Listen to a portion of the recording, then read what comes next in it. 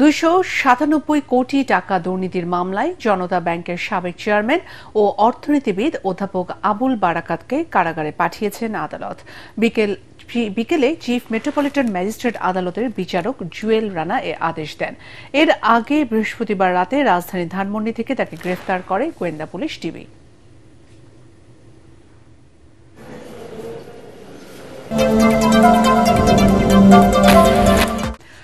আগে সংস্কার পরে নির্বাচনের কথা বলে জনগণকে বিভ্রান্ত না করার আহ্বান জানিয়েছেন বিএনপির সিনিয়র যুগ্ম মহাসচিব রুহুল কবির রিজভী। তিনি বলেন, সংস্কার কোনো স্থির বিষয় নয়, এটি একটি চলমান প্রক্রিয়া। নয়াপল্টনের দলের কেন্দ্রীয় কার্যালয়ের সামনে খালেদা জিয়া নেতাকর্মীদের সুস্থতা কামনায় আয়োজিত দোয়া মাহফিলে তিনি বলেন, বিএনপি কখনো সংস্কার বিরোধী নয়, বরং বিএনপি সবার আগে সংস্কার প্রস্তাব দিয়েছে। তিনি বলেন, ভোটে জনগণের ম্যান্ডেট পাওয়া সরকার পরবর্তী সময়ে প্রয়োজনীয় সংস্কার করবে। সমাজ এবং রাষ্ট্রে যখন যেটা প্রয়োজন বড় হবে, গণতন্ত্রের স্বার্থে, রাষ্ট্রের স্বার্থে, জনগণের স্বার্থে, তখনই সংস্কার করে সেই আইন প্রণয়ন হবে। এটাই তো গণতান্ত্রিক সংবিধানের নিয়ম।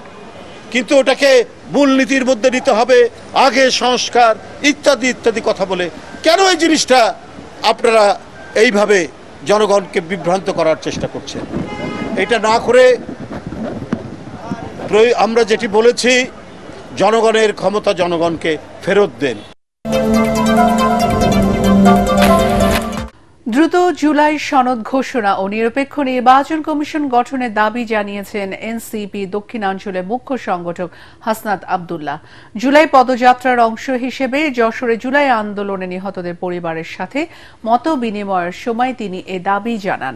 শহরের চারখাম্বার মোড়ে স্থানীয় একটি হোটেলের মিলনায়তনে এনসিপির কেন্দ্রীয় নেতৃবৃন্দ জুলাই গণহত্যায় আহত ও নিহতদের পরিবারের সদস্যদের সাথে মত বিনিময় করেন। এ সময় উপস্থিত ছিলেন জাতীয় নাগরিক পার্টির আহ্বায়ক নাহিদ ইসলাম, হাসনাত আব্দুল্লাহ, নাসির উদ্দিন পাটোয়ারি, সামান্তা শারমিন সহ অন্যান্য নেতৃবৃন্দ।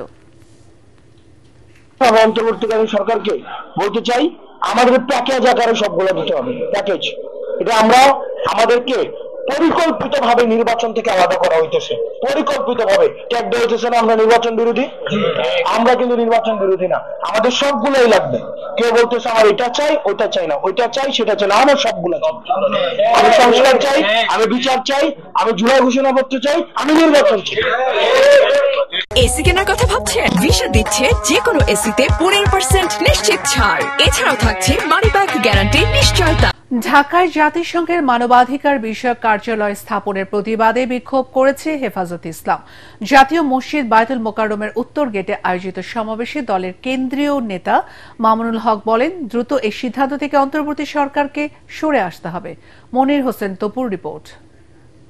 বর্তমান সরকারের উপদেষ্টাদেরকে আমরা একটু জিজ্ঞেস করতে চাই, ঢাকায় 3 বছরের জন্য জাতিসংঘের মানবাধিকার বিষয়ক হাই কমিশনারের কার্যালয় সংক্রান্ত সমঝোতা স্মারকের খসড়া চূড়ান্ত অনুমোদন দিয়েছে উপদেষ্টা পরিষদ। এর প্রতিবাদে বাদ জুম্মা বায়তুল মোকাররমের উত্তর গেটে বিক্ষোভ করে হেফাজতে ইসলাম বাংলাদেশ। এই সময়ে মানবাধিকার কমিশনের অফিস স্থাপন করার অর্থ হলো বাংলাদেশের স্বাধীনতা সার্বভৌমত্বের উপরে চরমভাবে আঘাত করা।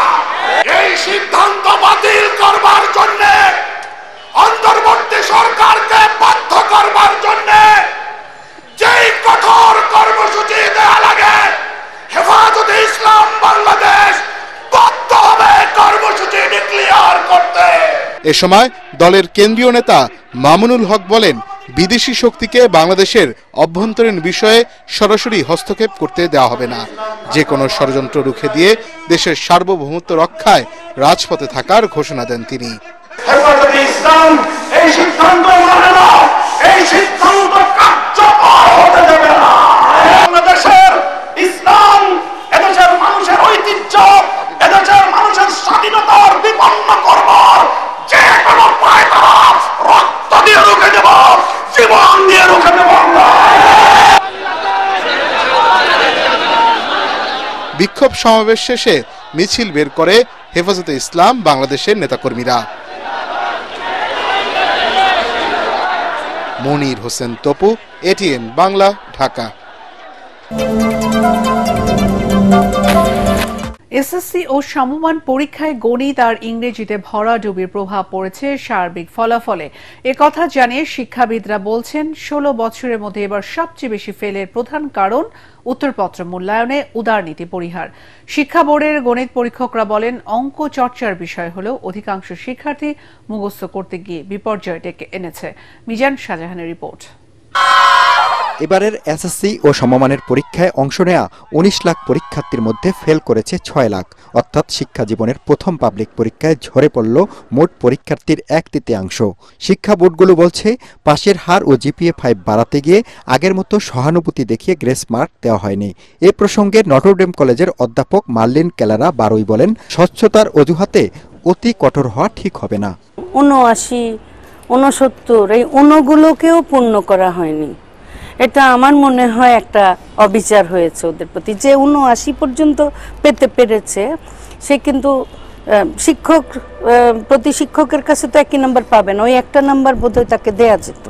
ফল বিশ্লেষণ করে দেখা গেছে এবার সবচেয়ে বেশি পরীক্ষার্থী ফেল করেছে গণিত ও ইংরেজিতে। মন্দের ভালো করেছে রাজশাহী বোর্ড আর একেবারে তলানিতে বরিশাল বোর্ড। এই বোর্ডে মোট পরীক্ষার্থীর 1/3 ফেল করেছে। এই বিপর্যয়ের কারণ হিসেবে বরিশাল বোর্ডের পরীক্ষক ইকবাল হোসেন বলেন, শিক্ষার্থীদের গণিত ভীতি দূর করতে হবে। মানহীন নোট গাইড এর পিছনে ছুটাছুটি করছে, বিভিন্ন কোচিং ক্লাসে পড়তেছে, যার ফলে তারা মুখস্থ নির্ভর গণিতে অভ্যস্ত। মূলত গণিত মুখস্থ নির্ভর না, গণিত হচ্ছে চর্চার বিষয়। এবার সারা দেশে বিজ্ঞান বিভাগে পাশ করেছে 85.68% পরীক্ষার্থী। ব্যবসায় শিক্ষায় 66.32%। আর মানবিকের অবস্থা ভয়াবহ, পাশ করেছে মাত্র 53.87%। শহর গ্রামের বৈষম্য দূর হয়নি। ঢাকা বোর্ডে মহানগরের শিক্ষা প্রতিষ্ঠানে 80% বেশি শিক্ষার্থী পাশ করলেও একই বোর্ডের আওতাধীন টাঙ্গাইলে এই হার 63%। জিপিএ 5 পাওয়া সবাই সেরা কলেজে চান্স পাবে না মনে করিয়ে দিয়ে এই শিক্ষক বলেন, যেখানে ভর্তির সুযোগ হবে সেখান থেকেই নিজেকে তৈরি করতে হবে। সবাই সেরা প্রতিষ্ঠানে ভর্তি হতে পারে না, তারপর ওদের এই কম্পিটিশনের মনোভাবটা সবসময় রাখতে হবে এবং বাস্তবতাকে সহজভাবে মেনে নেওয়ার মতন মানসিকতা রাখা দরকার। এবার পরীক্ষায় অংশ নেয়া 30,088টি শিক্ষা প্রতিষ্ঠানের মধ্যে 134টিতে একজনও পাশ করেনি।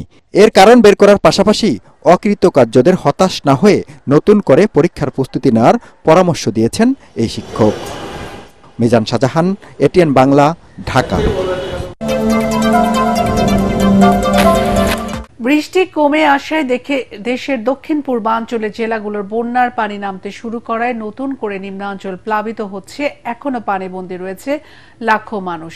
ক্ষয়ক্ষতির পরিমাণ জানতে কাজ করছে প্রশাসন। বর্ষণ ও ঢলের পানিতে এ পর্যন্ত একজনের মৃত্যু হয়েছে। বিস্তারিত জানাচ্ছেন আশিকুর রহমান। ফেনীতে নামতে শুরু করেছে পানি। মুহুরী, সিলোনিয়া ও কহুয়া নদীর পানি বিপদসীমার নিচ দিয়ে প্রবাহিত হলেও 21টি স্থানে পানি প্রবেশ অব্যাহত রয়েছে। এখনও পানিবন্দী লক্ষাধিক মানুষ। 3 উপজেলার 110টি গ্রাম প্লাবিত হয়েছে। উদ্ধার ও ত্রাণ সহায়তায় যোগ দিয়েছেন সেনাবাহিনী, বিজিবি ও পুলিশ। ফুলগাজীতে টানা বর্ষণ ও ঢলের পানিতে একজনের মৃত্যু হয়েছে। চাচ্ছিদের এটা একটা স্থায়ী সমাধান চাচ্ছি সরকারের কাছে, কিন্তু ওই ধরনের কোনো কিছু এখনো আমরা আশ্বাস পাই নাই কোথাও। যদি বেড়িবাঁধগুলা সঠিকভাবে মেরামত করতো তাহলে আমাদের আজকের এই ভোগান্তি হতো না।